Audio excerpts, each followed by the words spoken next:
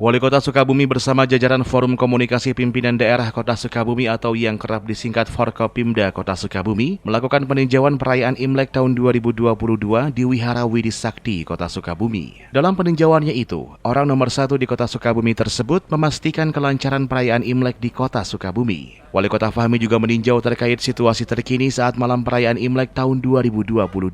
Mengingat pada perayaan Imlek tahun ini masih berlangsung saat pandemi COVID-19. Oleh sebab itu, dirinya bersama Forkopimda Kota Sukabumi selain memastikan keamanan dan kenyamanan perayaan Imlek, Wali Kota Fahmi turut mengecek terkait ada atau tidaknya kerumunan yang terjadi saat perayaan Imlek tahun ini.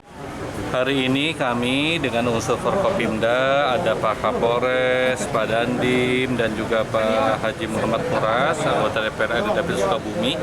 Kami melakukan pemantauan pelaksanaan kegiatan Imlek ya, dan semuanya bersyukur dalam kondisi yang sangat terkendali, penerapan protokol kesehatan juga baik, jadi betul-betul baiklah pada tahun ini.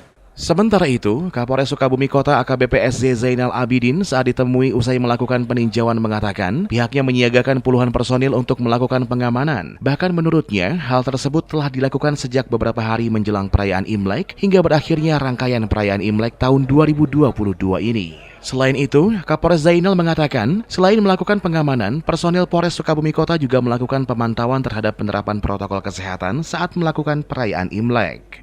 Kami dari Polres Sukabumi Kota mempersiapkan sejumlah 50 personil untuk melakukan kegiatan pengamanan dalam rangka perayaan Imlek tahun ini. Namun berbagai upaya sudah kami lakukan jauh-jauh hari sebelumnya dengan melakukan koordinasi dengan pihak panitia, sehingga kemudian pihak panitia bisa kita lihat sekarang kegiatan berlangsung secara khidmat, kemudian membatasi potensi kerumunan yang ada, namun demikian tidak mengurangi esensi dari perayaan Imlek tersebut.